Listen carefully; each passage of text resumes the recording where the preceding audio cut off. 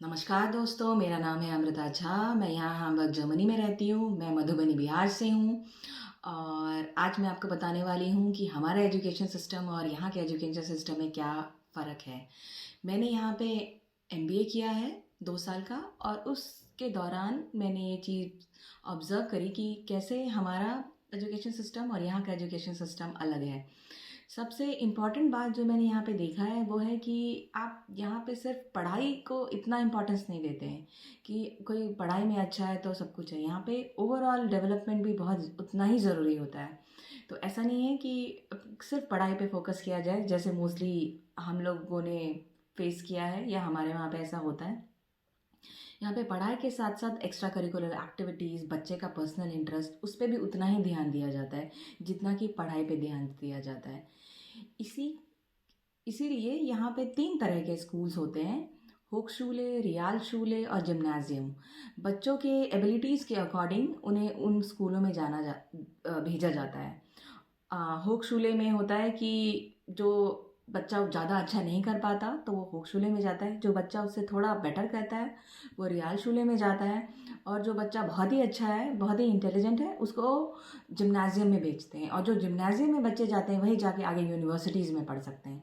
बाकी दोनों स्कूलों के बच्चों को अगर फ्यूचर में मतलब इनिशियली उन लोगों ने इतनी ग्रोथ नहीं दिखाई, इतनी प्रोग्रेस नहीं दिखाई तो उनको इन स्कूलों में भेजा जाता है। बट अगर बाद में वो लोग मेहनत करते हैं और उनका इंटरेस्ट चेंज होता है तो फिर वो बाद में स्कूल स्विच भी कर सकते हैं। बाद में वो हुक शूले वाला रियाल शूले में, ये रियाल शूले वाला जिम्नाजियम में जा सकता है। तो ये चीज़ मुझे बहुत अच्छी लगी। स्टार्टिंग से ही उन लोगों को पता रहता है कि अपने इंटरेस्ट के अकॉर्डिंग ही उन लोगों को का काम करना है और पेरेंट्स भी उतना फोर्स नहीं करते हैं। ये चीज़ यहाँ पे मुझे बहुत अच्छी लगी कि बच्चों के इंटरेस्ट को ध्यान में रखते हुए 3 तरह का स्कूल का फॉर्मेट है जिसमें बच्चे जाते हैं। और दूसरी चीज़ जो मैंने यहाँ पे देखा है कि वो नॉर्मल किताबी पढ़ाई नहीं होती यहाँ पे कि एक हम लोगों ने जैसे पढ़ा है कि बुक्स में पढ़ा और वही के क्वेश्चंस आए और हमने आंसर लिखे और हम पास हो गए या जो भी हुआ। यहाँ पे प्रैक्टिकल टीचिंग बहुत ही ज़्यादा इम्पॉर्टेंट है। तो बच्चों से वो ऐसी एक्टिविटीज़ कराते हैं कि पढ़ाई के साथ साथ बच्चे को ज़्यादा कंसेप्ट क्लियर हो, कि उनके होमवर्क में ऐसा नहीं होता कि हाँ होमवर्क में याद करके आना, टेस्ट देना और बात ख़त्म। उनको होमवर्क में ऐसे असाइनमेंट्स मिलते हैं कि जो उन्होंने आज स्कूल में पढ़ा है वो उसको इम्प्लीमेंट कर सके, उसको समझ सकें और उसी के बेसिस पे उसको असेस करते हैं। उससे होता यह है कि उनका पूरा जो बेस होता है वो पूरा प्रॉपरली क्लियर हो चुका रहता है, उसमें कोई दिक्कत नहीं होती। वरना हम लोग ज़्यादा किताबी पढ़ाई पे ध्यान देते हैं, ट्यूशन्स जाते हैं और जो चीज़ लिखी हुई है उतना ही करते हैं, लेकिन हमारा विजन बहुत ही ज़्यादा हॉरिजॉन्टल नहीं होता कि हम उसके बियॉन्ड नहीं देख पाते हैं।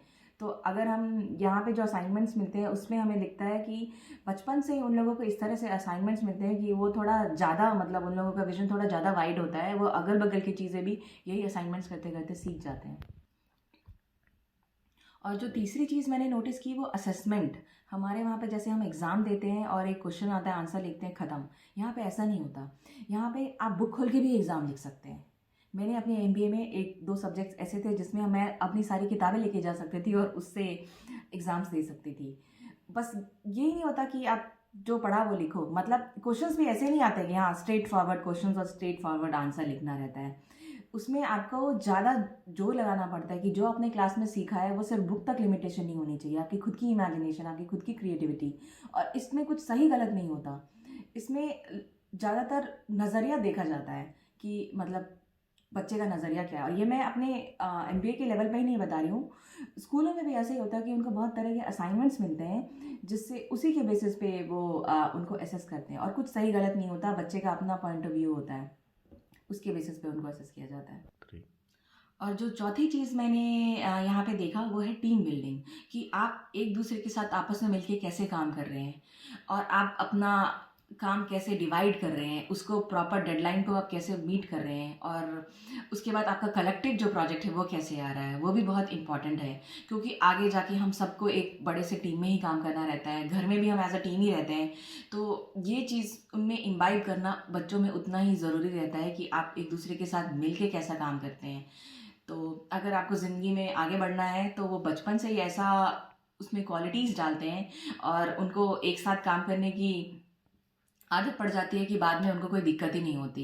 तो टीम बिल्डिंग भी बहुत इंपॉर्टेंट है, ग्रुप एक्टिविटीज़ बहुत सारी होती हैं, जिससे एक दूसरे के साथ मिल के काम करना, सबकी अपनी अपनी स्ट्रॉन्ग चीज़ें होती हैं, सबकी अपनी अपनी वीकनेसेस होती हैं, बट हम उसको ऐसे कैसे स्ट्रेंथ में बदलते हैं, वो ये लोग बचपन से ही सीख जाते हैं। और जो पांचवी चीज़ है जो मैंने देखा है कि बच्चों को स्टार्टिंग से ही अलाउड रहता है काम करना, चाहे वो स्कूल में हो, यूनिवर्सिटीज़ में हो, उनको कुछ आवर्स अलाउड रहते हैं जिसमें वो काम कर सकते हैं। तो उससे क्या होता है कि उनको काफ़ी कुछ सीखने को मिलता है कि वो पूरा ओवरऑल सिस्टम काम कैसे करता है।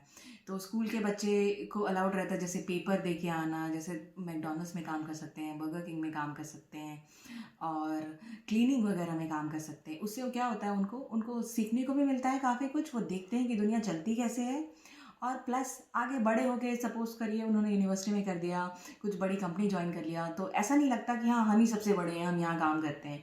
उनको दूसरों के काम की भी उतनी ही इज़्ज़त होती है। ये चाहे छोटा हो, चाहे बड़ा हो, कोई भी काम कर रहा हो, सब काम करने वाले सब बराबर होते हैं। ऐसा नहीं होता कि जो साफ-सफाई कर रहा है या जो कुछ और कर रहा है, उसको अलग तरीके से देखा जाए। काम कर रहा है वो ज़्यादा इम्पोर्टेंट है, और जो भी काम कर रहा है वो उसका उसको वो उसी नज़रिए से देखते हैं। वो क्या कर रहा है वो इतना इम्पोर्टेंट नहीं है।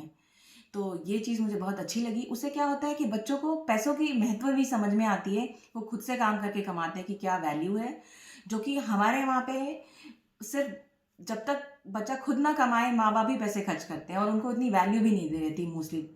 आजकल तो और भी बिल्कुल नहीं, डिजिटल एज में। तो ये चीज़ मुझे बहुत अच्छी लगी यहाँ पे कि खुद से ही स्टार्टिंग से ही बच्चे काम करने लग जाते हैं और थोड़ा बहुत ही अपने पैरों पे खड़े रहते हैं और उनको इससे काफ़ी कुछ सीखने को भी मिलता है। रुक जा। तो बोलो। तो एक और चीज़ जो मैंने अपने पीयर ग्रुप से ऑब्ज़र्व किया है वो है कि यहाँ पे हम लोग बहुत टाइम देते हैं अपने बच्चों के साथ। वो कुछ भी कर रहे होते हैं तो हम लोग भी इक्वली इन्वॉल्व्ड होते हैं उनकी, वो लोग क्या कर रहे हैं, क्या सीख रहे हैं। तो ये चीज़ मैं बताना चाहूँगी कि हम लोग पैसा देना ही सब कुछ नहीं होता। बच्चे को स्कूल में भेज दिया, बच्चे को ट्यूशन में भेज दिया और हमारा काम ख़त्म हो गया। वो इतना इम्पोर्टेंट नहीं है। आप बच्चे के साथ खुद कितना टाइम स्पेंड कर रहे हैं, उसको खुद कितना टाइम दे रहे हैं, वो ज़्यादा इम्पोर्टेंट है। उससे ज़्यादा बच्चे को भी लगता है कि पेरेंट्स हमारे साथ इन्वॉल्व है। तो ये बहुत ज़रूरी है यहाँ पे कि भले ही वो पढ़ाई करने जा रहा हो या फिर कुछ स्विमिंग करने जा रहा हो या कुछ म्यूज़िकल इंस्ट्रूमेंट सीखने जा रहा हो, जो भी कुछ, उसके साथ हम भी इन्वॉल्व हों, उसको अप्रिशिएट करें, उसको मोटिवेट करें। तो ये मैंने अपने पीयर ग्रुप से सीखा है जिनके बच्चे थोड़े बड़े हैं और जो बहुत इन्वॉल्व रहते हैं अपने बच्चों के साथ। तो ये बहुत सीखने वाली चीज़ है।